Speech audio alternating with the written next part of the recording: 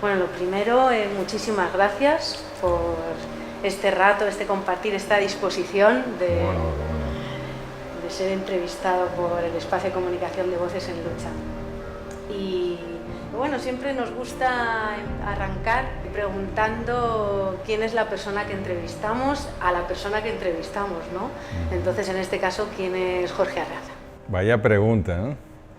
Pues soy simplemente un militante venezolano de la Revolución Bolivariana, socialista de corazón y de ideas, que la revolución me ha llevado como un huracán por distintas responsabilidades al servicio del pueblo venezolano, y hoy, en lo particular, me ha responsabilizado desde el gobierno del tema comunal y desde el Partido Socialista Unido de Venezuela también del tema comunal.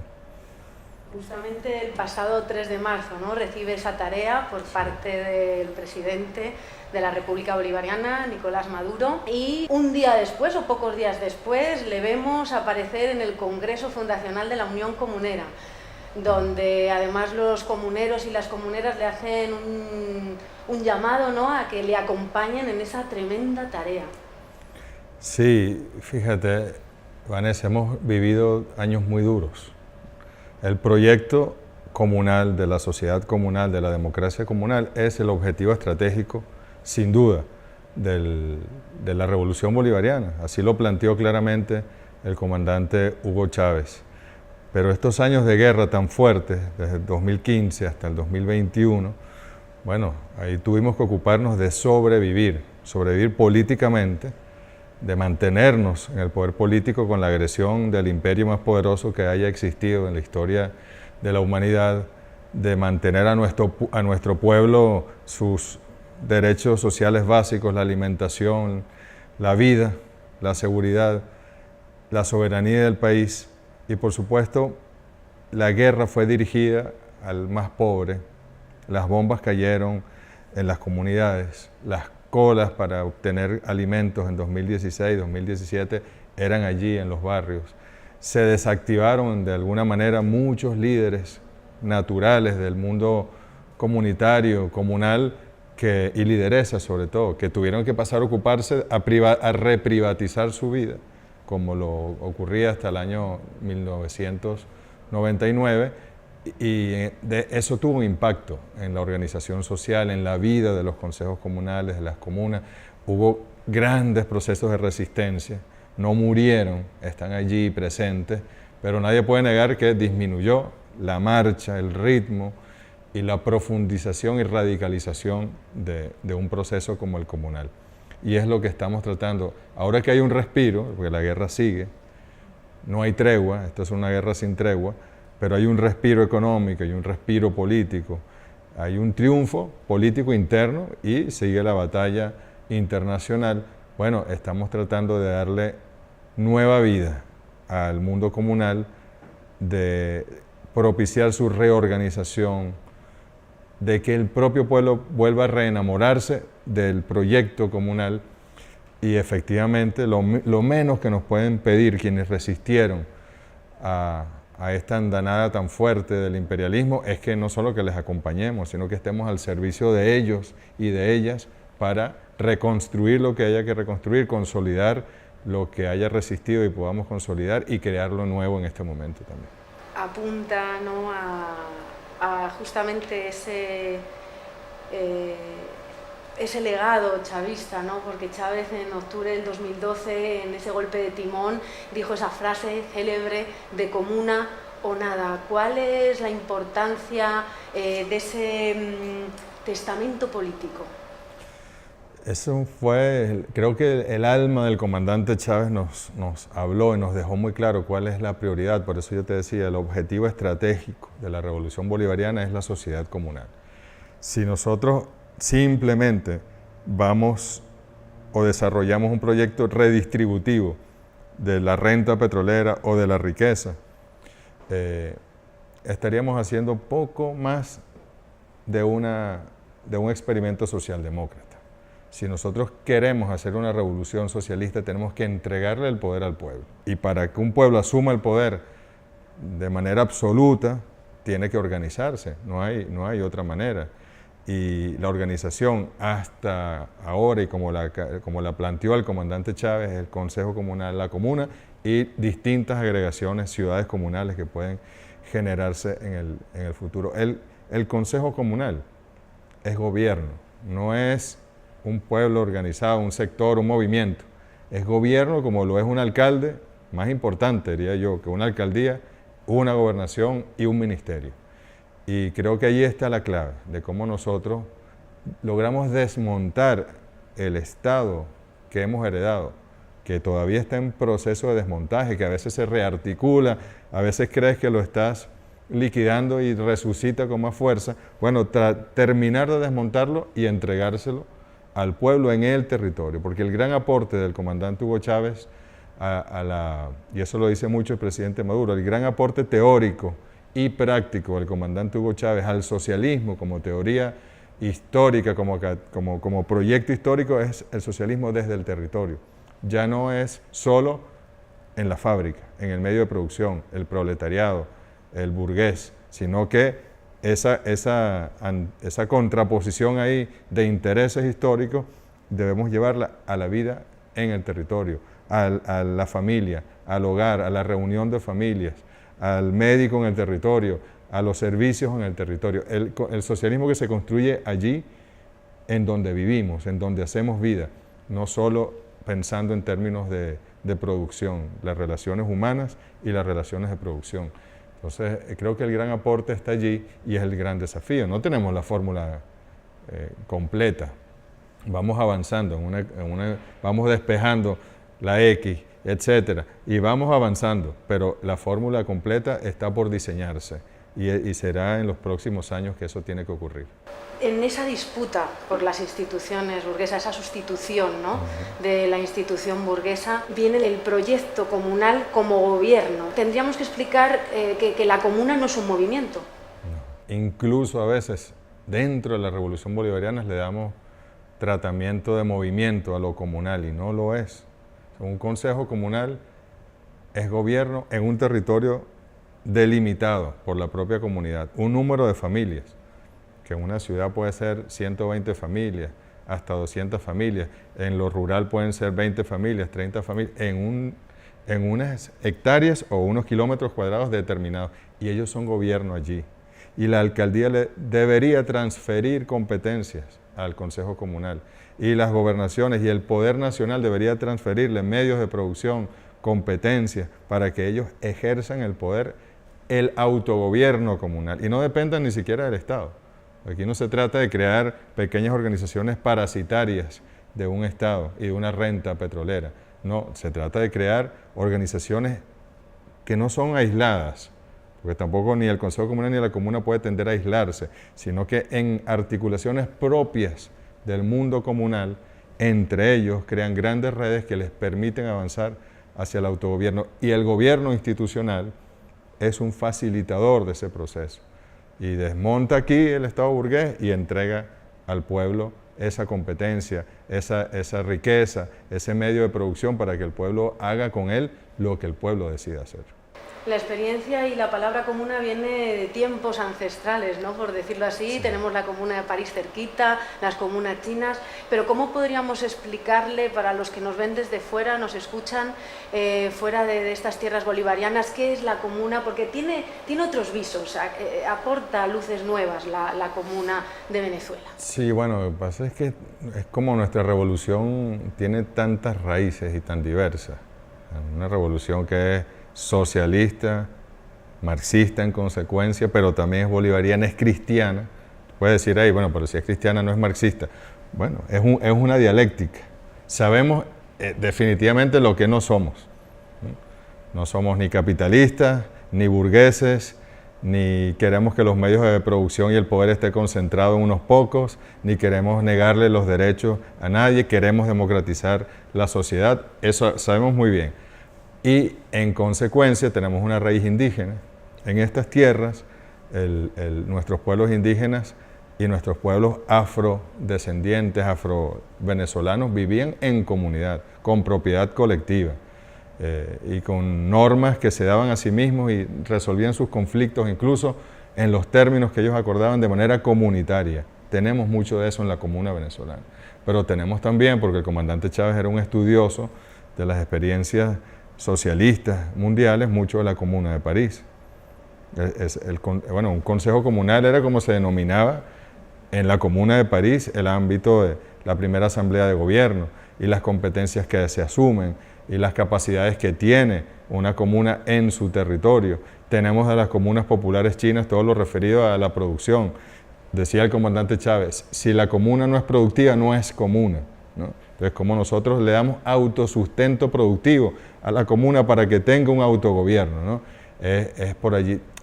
Analizar la revolución bolivariana desde un dogma o desde un principio clásico es casi imposible, casi imposible. Tenemos demasiadas fuentes, demasiadas raíces, demasiadas vertientes y las vamos articulando y tejiendo en el territorio. Seguramente ese es uno de los secretos de esta resistencia, sí, ¿no? sin de duda. La resistencia de este pueblo. ¿Cómo esa propuesta de poder de gobierno territorial se puede articular con una planificación a nivel nacional? O sea, has dicho que no se sabe cómo se va a hacer, o sea, no se tiene la receta, pero hay algunas luces. Fíjate que hemos venido avanzando. Ahí, a ver, las leyes del poder popular, si las estudiamos, son magníficas, pero en buena parte de ellas han sido letra viva y letra muerta. No hemos podido desarrollarlas. A veces son declarativas, más una declaración de intenciones que otra cosa. Pero en la práctica, aunque la ley dice que cada comuna tiene su plan comunal, y efectivamente las comunas lo tienen, pero ¿cómo llevan adelante eso? Entonces hemos ido decantando y la guerra nos lo ha permitido y hay que agradecerle a los imperialistas que nos hayan tratado de asediar tanto porque nos han hecho ir a lo concreto y, por ejemplo, hoy el presidente Maduro le pide al Poder Popular, a los consejos comunales en su ámbito que le diseñen con planificación comunitaria su agenda concreta de acción. ¿Qué es la agenda concreta de acción? Es un pueblo que se reúne, diagnostica cuáles son sus grandes necesidades, cuáles son los nudos críticos, puede ser en el ámbito social, puede ser que en algún sitio sea no sé, que hay venta, microtráfico de drogas, puede ser en el ámbito de los servicios, que hay problemas con el sistema de distribución de agua, de electrificación, cualquier ámbito de telecomunicaciones, de vialidad, puede ser en el ámbito social, digamos, de la infraestructura, las escuelas, los consultorios populares, el acceso a la salud, etc. Y bueno, allí el pueblo prioriza.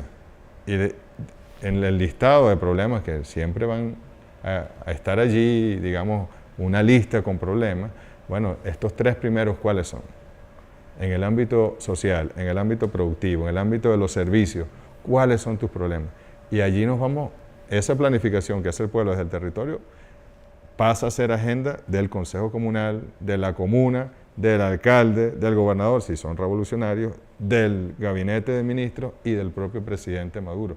Y esa es la prioridad. O sea, el plan de gobierno del presidente Maduro, hoy, más allá del plan de la patria que nos da las grandes directrices, en lo concreto, las acciones de gobierno las debe determinar el pueblo desde el territorio.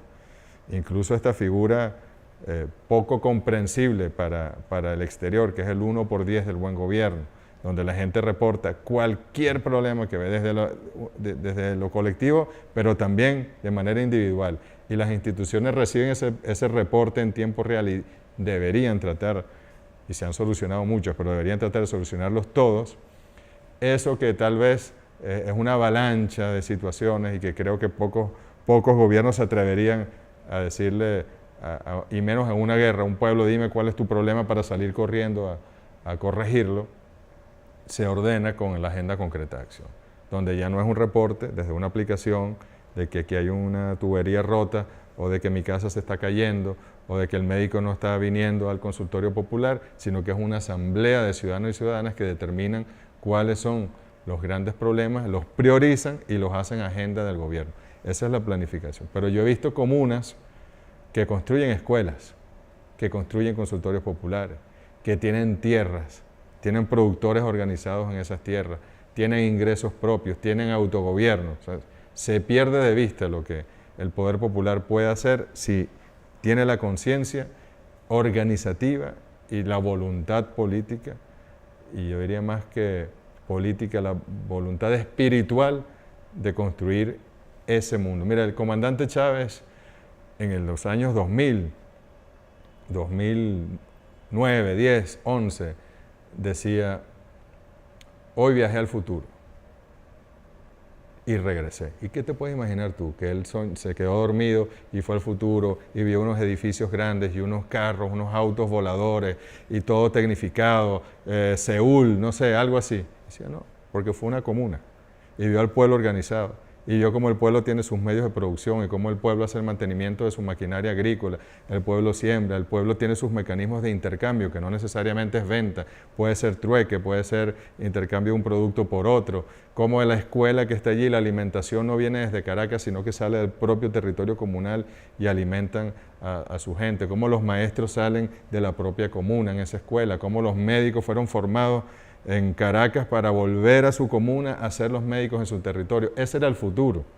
O sea, un pueblo que convive en paz, que trabaja en conjunto, en colectivo, que construye. Ese era el futuro y ese es el desafío. Nosotros vamos hacia esa dirección, hacia ese futuro.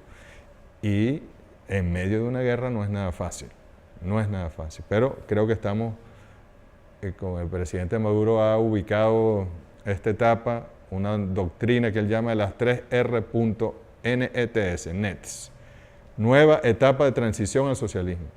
Yo podría decir, después de lo que ha vivido Nicolás Maduro, la demonización, la presión, las acusaciones de narcotraficante, de violador de derechos humanos, de que se come a los niños cuando cena, cualquier cantidad de cosas se dijeron de Nicolás Maduro, la presión que recibió la economía venezolana, la moneda venezolana, la empresa petrolera venezolana, el bloqueo brutal y la persecución financiera que hay, el presidente ha podido decir, mira, vamos a relajar aquí, no vamos a ir hacia ningún proyecto socialista, no, él nos plantea una nueva etapa de transición al socialismo, donde el poder popular es la esencia y es a partir del poder popular que podemos transitar hacia el socialismo. Entonces, yo creo que es algo que hay que valorarlo y hay que dimensionarlo y trabajar con entusiasmo hacia allá.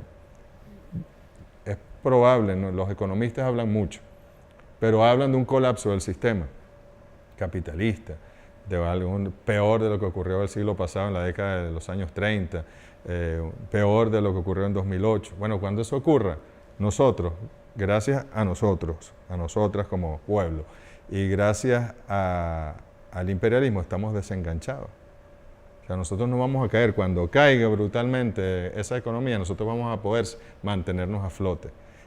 Pero nos vamos a mantener a flote y a poder seguir navegando si el poder popular está de verdad articulado y está activo y activado. Si no, terminaremos hundiéndonos con el sistema mundial también. Porque no, el socialismo en un solo país, sabes que es muy complicado. Pero si el pueblo tiene conciencia de que puede avanzar hacia allá, nosotros en lo fundamental del capitalismo nos hemos desenganchado y nos han desenganchado con estos años de agresión y de bloqueo. Ese mantenerse, no hundirse, quizás esa sea la importancia también de algo como la unión comunera, por sí, ahí va. Claro, aquí todas las agregaciones y que podamos, cuando decía el comandante Chávez, el Consejo Comunal es el núcleo, la comuna es la célula y la unión de las comunas, de las células, es la que realiza el tejido, en este caso el tejido social, comunal, político, de ese mundo comunitario. En la medida en que haya más organizaciones que agrupen, que den fortaleza, que se retroalimenten a lo interno, bueno, vamos a poder ir construyendo ese autogobierno comunal. Como por eso te decía, no es el tema de que un consejo comunal tenga recursos y se independice del resto de la nación. Eso no tiene ningún sentido. Es como ese consejo comunal articula con los consejos comunales de su comuna y esa comuna articula con las comunas vecinas o con comunas distantes. Hay experiencias en Caracas de comunas que reciben sus productos, sus alimentos, de comunas que están lejos, a 8 horas, 10 horas de carretera. Y es porque han establecido sus propias redes y nosotros tenemos que facilitar que esas redes existan, porque ese es el nuevo tejido, es el tejido de lo estratégico que va surgiendo. Coincidimos no hace demasiado tiempo en una renovación, en una veeduría de renovación de vocerías de los consejos comunales. Aparte de la experiencia concreta del PANAL, ¿no? En general, ¿eso cómo fortalece el proceso? ¿Cuál es la importancia de hacer eso? Es muy importante porque si algo caracteriza al poder popular comunal en Venezuela es que se autooxigena, se va con el liderazgo democrático que es determinado por las propias bases en su territorio, lo mantiene siempre en primera línea. No puede anquilosarse un liderazgo allí por 20 años. Si surge un cuadro nuevo, joven, una mujer joven que es capaz el liderazgo surge naturalmente y es legitimado en esas elecciones. Miren, quien se postula en un consejo comunal, en un país en guerra, al comité de educación, de vivienda, de alimentación, de salud, es un héroe. O sea, está poniendo su voluntad y su vida entera en una función de manera absolutamente, insisto, voluntaria. Porque nadie le está ni pagando, ni sonsacando, ni impulsando, digamos, de mala manera. No hay poder ahí, hay poder real del pueblo, pero no hay ganancia, no te deja enriquecer en nada de esto. Entonces, yo cuando voy, están ocurriendo estos fines de semana cientos y hasta miles de elecciones en todo el país. Y cuando uno va a cualquiera, yo voy por azar a cualquier elección y llego y veo 13 comités con sus postulados, a veces hay 1, 2, 3, 4 que se postulan a una responsabilidad. Y yo digo, oye, qué cosa tan maravillosa. Y los elige el propio pueblo que se llama, pone su calendario electoral. Es una cosa maravillosa. Claro, si nosotros no hacemos esa elección permanente, porque tienen periodos de 2 años, se puede discutir los consejos comunales, si deberían ser 3, bueno, no importa, pero en los tiempos que establezcamos, si esa renovación no se da, bueno, se crean pequeñas logias, pequeños grupos que van apoderándose del hecho comunal y matamos el proyecto. A ver, hay un buen liderazgo. Yo he visto líderes comunales que tienen 14 años allí. ¿Pero por qué? Porque cada 2 años la gente los ha ratificado en su responsabilidad. Como he visto liderazgos comunales que no son los mejores, que duran 2 años y luego desaparecen del mapa. Y viene alguien más que les sustituye. Yo creo que es muy diverso y muy rico ese mundo del pueblo en el territorio. Yo te digo, yo cuando voy a un consejo comunal, lamentablemente todavía nos falta que la juventud se incorpore más. Se están incorporando más que nunca en este momento. Pero todavía uno ve, como me decía un muchachito el otro día, sí, eso es el consejo comunal. No, pero eso es para mi mamá. Decía, no es para tu mamá. Tú ya tienes 15 años. Tú puedes ser vocero de deporte, de juventud, de cultura, o de lo que tú quieras, de finanzas, de lo que tú quieras de tu consejo comunal. ¿En serio? Me decía él. Decía, sí, y necesitamos que la juventud se incorpore y lograr un equilibrio entre la experiencia y la juventud para que esto tenga vida propia, porque si no muere en los procesos propios de la política tradicional. Si el pueblo está consciente de que esto no es un ejercicio democrático del tradicional, de que no se trata de eso que todavía nosotros arrastramos de la democracia burguesa, de que cada tanto tiempo, tantos años hay que cambiar un parlamento, hay que cambiar unos municipios, unas gobernaciones de Estado y unas presidencias, lo que sea, sino que esto es otra cosa. Esta es la democracia de verdad. Esta es la democracia que se construye en el territorio. Es mucho más democracia que lo que existe en cualquier país europeo, en cualquier país de estos que se dicen los paladines de la democracia, ni hablar de los Estados Unidos, ¿no? Donde no existe, en mi opinión, la democracia realmente. La democracia que estamos construyendo nosotros es esa de verdad. Y si el pueblo está consciente de eso, como lo está.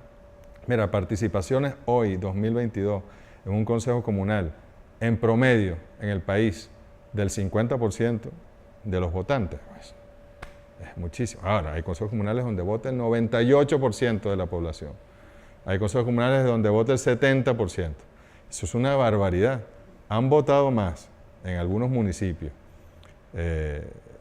digamos, fuerzas revolucionarias, porque yo tengo que identificar quiénes, ahí pueden participar todos, pero quiénes están con la revolución y quién no, para elegir sus consejos comunales que para elegir un alcalde el año pasado, o para elegir al gobernador el año pasado. Ha habido más votación en esas elecciones de base del Consejo Comunal que eligiendo un gobernador o un alcalde, ¿no? Yo creo que son señales muy interesantes del pueblo venezolano. Y eso es muy interesante, cómo está participando la gente y previo a todo un contexto como el que nos has narrado al principio, ¿no? O sea, que no venimos de momentos nada fáciles, momentos de sobrevivencia en donde se ha tenido que dedicar mucha acción a resolver, ¿no?, lo cotidiano.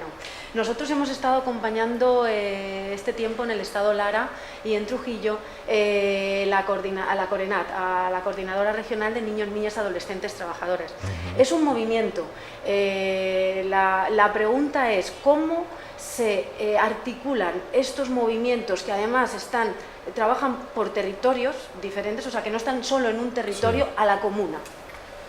Esa es todavía una fórmula a diseñar. Se dan distintos fenómenos.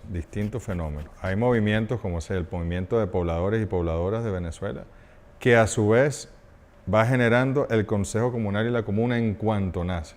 Ellos trabajan para la construcción de viviendas, sobre todo la autoconstrucción, la vivienda autogestionaria, y ellos cuando tienen acceso a un terreno, bueno, ellos desde allí, desde antes de que existan las viviendas, ya están organizando su consejo comunal, de las personas que vivirán allí cuando ellas mismas construyen su vivienda, ¿no? Y eso es un movimiento social.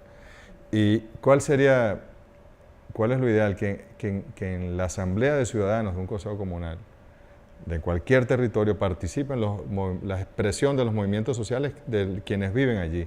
Si hay expresiones allí de los movimientos sociales de las mujeres, de la sexodiversidad, de los trabajadores, de este movimiento en particular que tú me mencionas, de los niños y niñas y adolescentes trabajadores, bueno, que hagan vida allí, que hagan propuestas en su consejo comunal y que sean parte de la dinámica comunal, ¿no? A veces quienes están en movimiento no se sienten parte de lo comunal y quienes están en lo comunal no ven al movimiento como parte también integrante de lo comunal. Creo que allí todavía tenemos mucho por dialogar, por acercar, por aproximar, pero es una sola cosa, es el pueblo en el territorio. Un consejo comunal, como te digo, muchas veces cuando yo llego a cualquier asamblea, digo, ¿quién es aquí del consejo comunal? Y levantan la mano 3 personas, porque son los voceros, las voceras. Digo, no, todos los que están aquí son de un consejo comunal. Todos los que vivimos en Venezuela, en un territorio donde hay un consejo comunal, que es el 95% del país, somos el consejo comunal. Entonces hay que tener conciencia de ello, pero poco a poco se ha ido avanzando en esa conciencia y creo que vamos dando pasos acelerados en estos últimos tiempos. Has señalado los logros del proyecto comunal, algunas dificultades también, pero si tuvieses que señalar un logro concreto de estos momentos y una dificultad que puede bloquear a este horizonte comunal, ¿cuál sería? Creo que el logro es haber resistido y que hoy veamos a ese pueblo en la calle en estas elecciones tan activado. O sea, eso quiere decir que la sociedad comunal, la apuesta comunal en Venezuela está más que viva. Y la dificultad es la guerra misma, porque un pueblo se organiza en consejo comunal también para resolver los problemas. Tendremos los recursos para resolver todos los problemas, no sé, en servicios públicos, en agua, en electricidad, en combustible, en vivienda, que nos están presentando. Bueno, estamos seguros de que el mejor de los intentos se va a hacer y es probable que podamos cubrir buena parte de ellos, pero es una guerra. Hoy hay un respiro, pero mañana habrá un respiro. Entonces creo que siempre la dificultad de un país que está bajo asedio es si lograremos o no los objetivos. Hasta ahora, afortunadamente, aquí no se ha cerrado una escuela pública, ni se ha privatizado un hospital, ni hemos privatizado nada relativo a nuestra industria petrolera.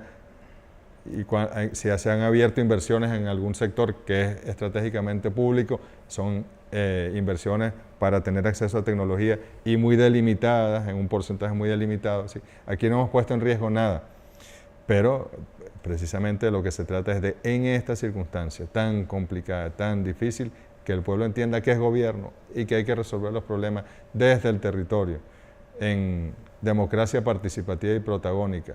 Haya o no haya los recursos, ese es el reto.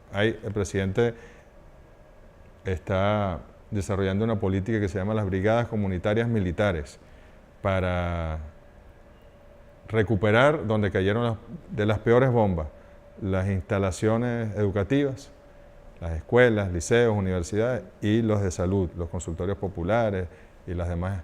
Bueno, allí cayeron las superbombas, porque si tú no tenías para mantener un equipo médico, o la Siemens, o la Philips, o la General Electric no te vendía un repuesto, ni un tornillo, ni un cable por el bloqueo, o si simplemente no tenías el dinero en plena guerra para reparar el techo de esa escuela, bueno, ahí cayeron las bombas. Cuando uno se reúne con esas comunidades, ellos están esperando que lleguen los materiales del Ministerio de Educación, del Ministerio de Salud, pero están esperando para hacer quizás lo más complicado, pero ellos ya están desmalezando, ellos ya están pintando, ellos ya están arreglando las tuberías, ellos ya están poniendo a la escuela en condiciones para que siga siendo una escuela abierta y al servicio de sus hijos y sus hijas.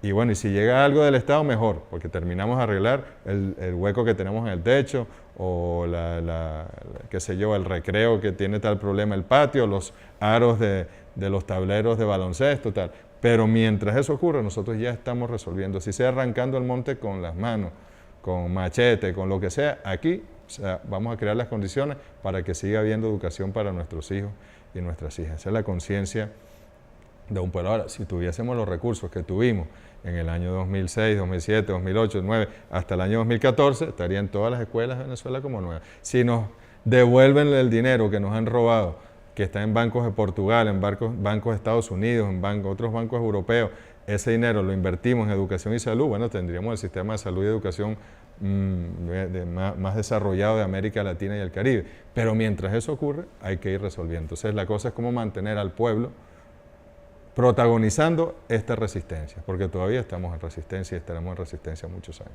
Por ahora, esas palabras de este grande que tenemos detrás, ¿no? Me atrevería a decir que casi el mundo entero ha oído hablar de Chávez, pero ha oído hablar o muy mal o muy bien de Chávez, ¿no? Nos gustaría preguntarte, ¿no? ¿Quién es Chávez y qué es el chavismo? También una muy buena pregunta, ¿no? Chávez es el líder que unificó las voluntades de transformación en Venezuela. O sea, el país vivía un capitalismo de Estado petrolero donde tú dabas un giro de 180 grados en los años 90 y no sabías dónde estaba el petróleo. Los banqueros se quedaban con todos los recursos, la miseria era una cosa extrema, no había esperanza. Y el comandante Chávez hace una propuesta constituyente, que es: pueblo, decide tú lo que tú quieres, no va a decir la burguesía, no va a decir la oligarquía, no va a decidir el señor que esté sentado en la oficina oval de la Casa Blanca o la corporación que domina ese señor, que es lo que ha decidido el futuro de Venezuela en los últimos 200 años. Si tú te organizas, si tú participas, tú vas a tomar las riendas de tu país. Chávez le dio al pueblo esa conciencia. El pueblo no sabía que era dueño de su presente y de su futuro. Chávez le abrió la mente y el corazón, y no solo en Venezuela, fue mucho más allá de Venezuela. Chávez retomó el proyecto de Bolívar, y lo que Chávez avanzó entre el año 2000 y el año 2012, que se crea la CELAC, bueno, era impensable. Creo que incluso a Bolívar le costó más en su momento. Era impensable. Entonces creo que el comandante Chávez pasó a ser para los venezolanos el padre, el hermano, el hijo, pasó a ser el compañero, pasó a ser el médico, pasó a ser todo. Se sentía una presencia. Cuando el comandante Chávez fallece físicamente, yo diría que hasta los ricos estaban en duelo en Venezuela. O sea, se desprendió algo de la patria, ¿no? Nos quedamos sin algo allí que nos sustentaban. Incluso muchos pensaron que el pueblo podía despolitizarse por completo, o sea, que moría la revolución bolivariana, que el pueblo en orfandad, en depresión, podía dejar de apostar por la esperanza. Y no fue así. Sí, por supuesto que todavía tú vas a una asamblea, sobre todo la mujer venezolana chavista, tú vas a una asamblea con mujeres venezolanas y hablas de Chávez y hay mujeres que todavía lloran. y hombres que también, pero lo ocultan, ¿no? Y porque Chávez sigue siendo una presencia que nos hace mucha falta, pero ahí está su proyecto. ¿Cuál fue el gran error? Tú me decías lo de que tenemos tantos orígenes, fuentes y distintas maneras de entendernos. También para los enemigos de la Revolución Bolivariana, pensar que muerto Chávez físicamente, moría Chávez. No se dieron cuenta que Chávez no muere, como Bolívar no murió, ¿no? Que Chávez más bien cuidado y no está más vivo hoy en esta resistencia de lo que estuvo físicamente hasta el año 2013, porque Chávez mantiene el solo hecho de haber pasado por estas tierras y por estos corazones y por estas conciencias mantiene vivo. Hay analistas políticos, pragmáticos, que dicen que el chavismo es un fenómeno político-religioso, místico, que es incomprensible. Por eso aquí ni la CIA, ni la NSA, nadie entiende la revolución bolivariana. Yo lo hablé cuando era canciller con un señor, tristemente me correspondió compartir espacio y aire con un señor que se llama Elliot Abrams.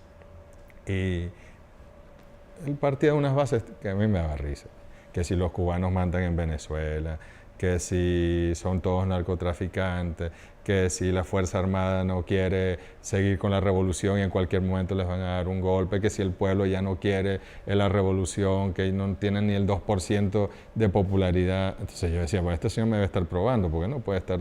No, pero después lo han escrito en libros, ellos estaban convencidos de que eso era así. De hecho yo le dije al señor, yo espero que usted me esté dando esta información para probarme, porque de resto, si no es así, la CIA está en su peor momento.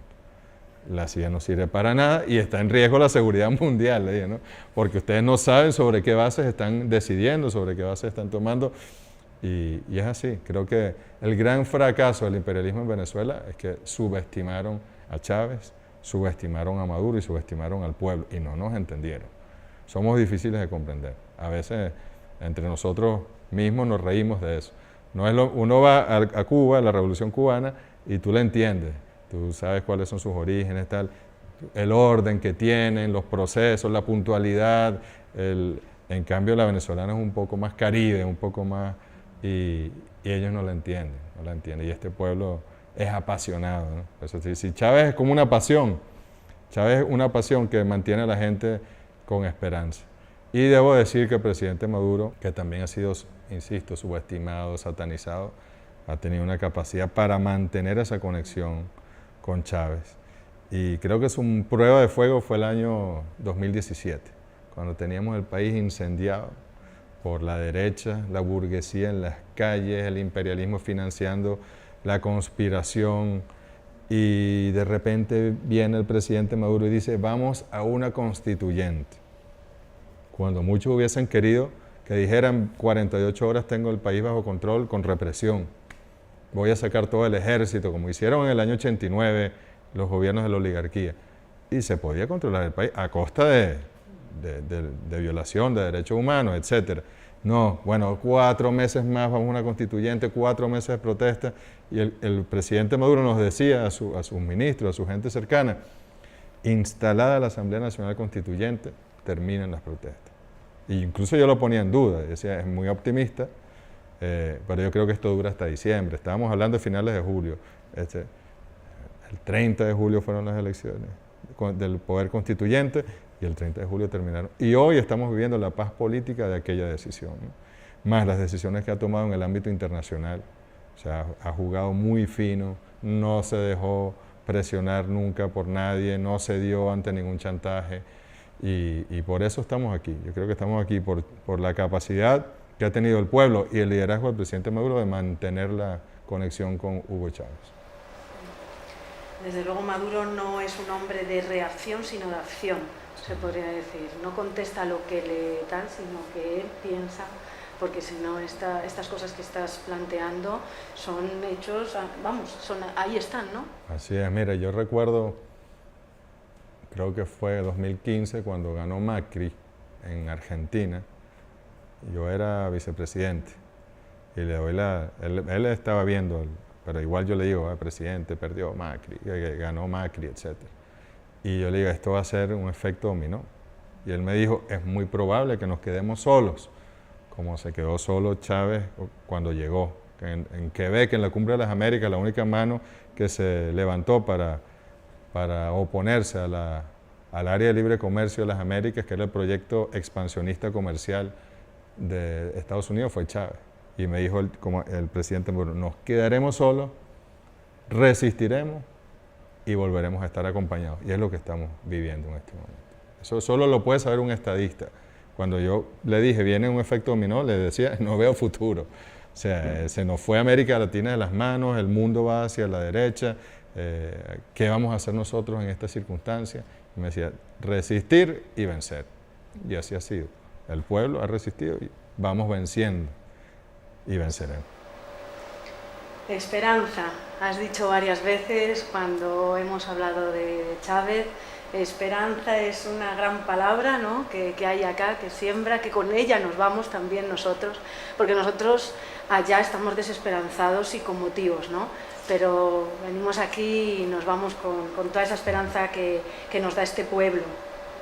Queremos preguntarte otra pregunta de las difíciles, como la del principio, que siempre la hacemos para terminar. ¿Qué es dignidad para ti? La dignidad para mí es ser fieles a lo que creemos. Y creo que el pueblo venezolano ha sido muy digno y ha soportado todas las agresiones, todas las presiones, todas las manipulaciones, toda la guerra mediática, comunicacional, y dignamente se ha mantenido en pie. La dignidad es hacer las cosas con lealtad, con honestidad y con esperanza. La esperanza fue lo que sembró Hugo Chávez aquel 4 de febrero de 1992, cuando dijo, por ahora, este país se debe enrumbar hacia un destino mejor. En ese momento aquí no había nadie que sembrara ni siquiera un atisbo de esperanza al final de los horizontes. Y de repente Hugo Chávez dijo, no, aquí hay un canal directo hacia la luz. Ahora, ¿lo recorren o no lo recorren? ¿Lo recorremos juntos o no lo recorremos, ¿no? Y el pueblo dignamente se fue a recorrer por ese camino de luz. ¿Qué ha tratado la guerra? De derrumbar ese camino. Podemos verlo como un túnel que nos lleva hacia lo luminoso. Bueno, ahí cayeron sobre ese túnel 500.000 bombas para taparlo. Y lo taparon hasta un punto, solo quedaba una piedrita arriba con un rayito y vino el pueblo venezolano y empezó a quitar las piedras y Maduro y no sé qué, y volvimos a abrir la esperanza y la esperanza. La pugna que hemos vivido en estos últimos años es por la esperanza. Es la dignidad de un pueblo que se resiste a perder la esperanza y la indignidad de aquellos que quieren quitarle la esperanza a ese pueblo. Y ya habíamos abierto ese túnel más. ¿Y de qué se trata en estos próximos años? De hacer irreversible el camino y llegar hasta la luz, ¿no? Pero que sea irreversible, que no haya manera que vuelvan a tapar la esperanza de los venezolanos, con ninguna guerra, con ninguna apuesta distinta a la que los propios venezolanos decidamos en nuestro territorio. Bien, no sé si quiere aportar alguna cosa más o alguien quiere hacer una pregunta. Yo brevemente, en medio de una guerra con todas las características de las que has nombrado, ¿cuáles son las claves también para haber resistido, como se ha resistido, a una pandemia que ha asolado parte del mundo, ¿no? Y con unas particularidades concretas en Venezuela, con niveles de incidencia mucho menores? O sea, ¿cuál dirías que son las claves también para eso, ¿no? Yo era canciller en el año 2020 e hice un viaje en enero a Irán y China. Y ya estaban los primeros casos de coronavirus apareciendo. Uno, en lo poco tiempo que uno tenía, de que uno llegaba a un hotel y encendía un televisor, y estaban hablando ya de un coronavirus, etc. Y uno hacía en una escala, que uno estaba esperando un vuelo, está el televisor puesto, coronavirus, etc. Pero eso no se hablaba en los centros de poder, ni en los grandes medios de comunicación. Era una noticia que estaba surgiendo desde China, que los chinos estaban metidos en un problema.